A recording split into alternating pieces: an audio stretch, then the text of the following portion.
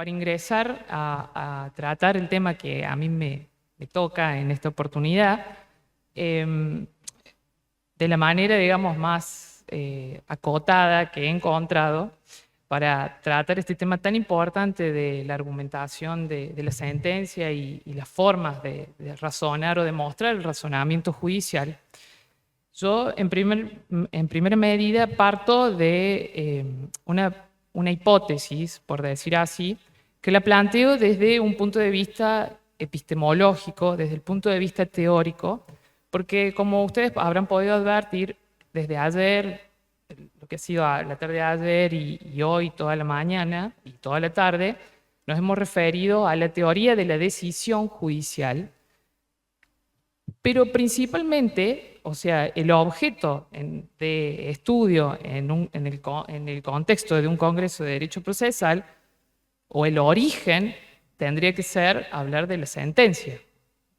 Porque la sentencia es justamente el instituto de derecho procesal respecto del cual se manifiesta el Estado por intermedio del Poder Judicial para dar solución a los conflictos que son llevados a su conocimiento. Entonces, primero que nada, hay que reconocer que es un instituto propio del derecho procesal la sentencia. Pero también es cierto que desde la disciplina del derecho procesal no pueden explicarse algunos fenómenos o algunos aspectos sumamente complejos y que por ello tienen que ser estudiados o tienen que ser trabajados por otras disciplinas. Entonces, como punto de partida o como afirmación inicial, entiendo que hablar de la sentencia como decisión judicial necesariamente exige un estudio interdisciplinario. Si voy a hablar de la argumentación de la sentencia o de la fundamentación de la sentencia, tengo que reconocer que no se trata de un elemento pura y exclusivamente del estudio del derecho procesal, sino de la filosofía o de la filosofía jurídica. Entonces, necesariamente tengo que recurrir a un análisis interdisciplinario. Sin perjuicio, por supuesto, de que no es la única disciplina que está vinculada directamente con la sentencia, por cuanto, por ejemplo, tenemos que recurrir a la teoría general del derecho para entender y comprender cómo tenemos que interpretar y aplicar el derecho, como hace un momento Alejandro nos expuso con tanta solvencia. Entonces, necesito saber cómo interpretar, necesito saber los modos de interpretación, necesito saber cómo y en qué casos tengo que integrar el derecho. Entonces, todos estos aspectos forman parte de la teoría general del derecho. Entonces, ya al menos estamos hablando de tres disciplinas distintas, sin perjuicio, por supuesto, del resto de las disciplinas que forman parte del derecho y que están involucradas en cada acto de decisión. Recientemente, también hace unos días, ha sido muy viral y he encontrado en distintos portales de noticias todo el auge que tiene el chat GTP, que es, digamos, por simplificarlo, la aplicación de la inteligencia artificial para resolver cuestiones hasta las jurídicas. Es decir, si yo utilizo ese mecanismo de inteligencia artificial, le introduzco un problema jurídico, por medio de este sistema logro obtener una sentencia judicial. Entonces, ya no solamente estamos hablando de disciplinas propias de lo jurídico, sino también de disciplinas externas a lo jurídico. Otra disciplina que puedo advertir que está directamente vinculado con la sentencia y también de manera reciente es la ética judicial. En diciembre del año pasado, de 2022, el Comité Iberoamericano de Ética Judicial se pronunció específicamente respecto de la motivación de las sentencias judiciales.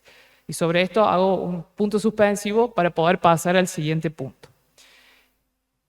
El segundo punto que tengo en cuenta, y habiendo hecho esta introducción, si hablamos de argumentar, o mejor dicho, de fundamentar la sentencia, todos sabemos que nuestro ordenamiento jurídico contiene, digamos, o mejor dicho, impone la obligación y el deber de los jueces de fundamentar lógica y legalmente las sentencias, las decisiones judiciales. Tenemos el Código Procesal Civil y Comercial de Córdoba y la Constitución provincial también lo establece así. A su vez también tenemos el Código Civil y Comercial de la Nación, en su artículo 3, establece el deber de los jueces de resolver razonablemente las decisiones. Por encima de esto, tenemos que este deber de fundamentación se ampara justamente en el propio principio, o mejor dicho, en la forma republicana y democrática de gobierno. Es decir, que la fundamentación, en pocas palabras, se manifiesta a su vez como una garantía, tanto para las partes dentro del proceso, función endoprocesal, como así también para el resto de la sociedad, función extraprocesal, en los términos de Tarufo, si no me equivoco. Entonces, sin ir más allá y sin ahondar para no agotar todo el tiempo, me permito, en este caso, hacer una salvedad respecto de que el Código de Procedimiento de Córdoba y respecto de la Constitución Nacional hablan de fundamentación lógica y legal, y el Código Civil y Comercial de la Nación, en su artículo 3, habla de la razonabilidad de la fundamentación. Más allá de los paradigmas que subyacen y que sostienen teóricamente estas expresiones, que los dejo de lado en esta oportunidad, solamente voy a decir que respecto de las normas del Código Procesal y de la Constitución Nacional, se amparan en un razonamiento de tipo lógico-deductivo, es decir, el razonamiento lógico-deductivo que todos conocemos por aplicación de las reglas tradicionales de la lógica, que es distinto al razonamiento que actualmente exige el Código Civil y Comercial de la Nación, porque nos habla de razonabilidad. La idea de la razonabilidad se asocia a la idea de la argumentación, es decir, no estamos hablando en términos de veracidad de los fundamentos que damos en la sentencia, sino que estamos hablando en términos de plausibilidad. Si hablamos en términos lógicos, hablamos en términos de verdad. No hay, las premisas pueden ser falsas, pero la deducción lógica siempre va a ser verdadera, en principio. Distinto es lo que pasa a nivel argumentativo. Si yo elijo, como recién se refirió Alejandro, si yo elijo como criterio interpretativo la idea de fin en la norma, mi argumento o mis argumentos van a ser distintos si yo tengo en consideración la ratio legis o, digamos, la intención que ha tenido el legislador. ¿Qué es lo que valida un argumento por encima de otro? Y ahí tenemos algún aspecto o algún halo de incertidumbre que genera a su vez otros problemas.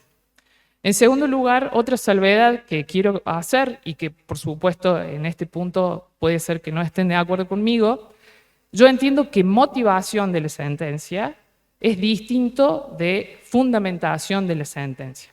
Si yo hablo de fundamentar la sentencia, estoy hablando de las razones jurídicas que sostienen una afirmación o una decisión que el juez manifiesta explícitamente en su sentencia.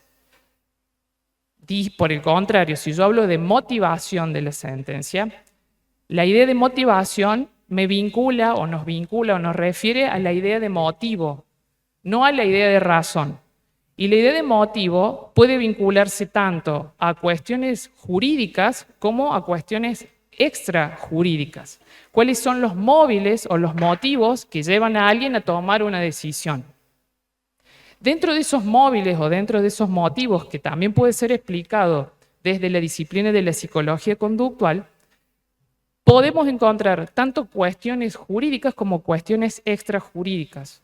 Y aquí también encontramos o podemos llegar a encontrar al momento de resolver sesgos, podemos llegar a encontrar, por ejemplo, una posición religiosa determinada respecto de una determinada cuestión, como por ejemplo el aborto, por parte del juzgador, por supuesto, ¿no? Podemos encontrar una posición jurídica, o mejor dicho, una posición política frente al problema institucional que el juez tiene que resolver. Y entonces aquí aparece la manifestación de uno de los problemas que ha preocupado sobre todo a este Comité Iberoamericano de Ética, que tiene que ver con el margen de discrecionalidad que se manifiesta al momento de resolver en algunos casos por parte de los jueces. Si entendemos la idea de motivo en los términos que lo he explicado recién, esos motivos fácilmente pueden ser, si se quiere, disfrazados bajo el ropaje de argumentos jurídicos. Entonces, si yo explicito que X decisión se fundamenta en tales normas, entonces yo de alguna manera estoy legitimando un aspecto que jurídicamente puede ir en contra o puede afectar el principio de imparcialidad judicial. Entonces, frente a esa situación, no hay control por las partes que forman parte del juicio. Entonces, frente a este problema, es que, por eso justamente también lo he traído, argumentalmente yo puedo manipular la decisión que yo quiera adoptar. Entonces, desde este punto de vista, corre riesgo la imparcialidad y desde este punto de vista, corre riesgo también la legitimación de las decisiones judiciales. No en vano, el Comité Iberoamericano de Ética se ha pronunciado específicamente a este respecto y creo que si lo ha hecho es justamente porque hay algo más que lo estrictamente jurídico en juego. Hay cuestiones que trascienden al ámbito institucional, a los principios básicos de la organización jurídico institucional argentina en este caso. Gracias.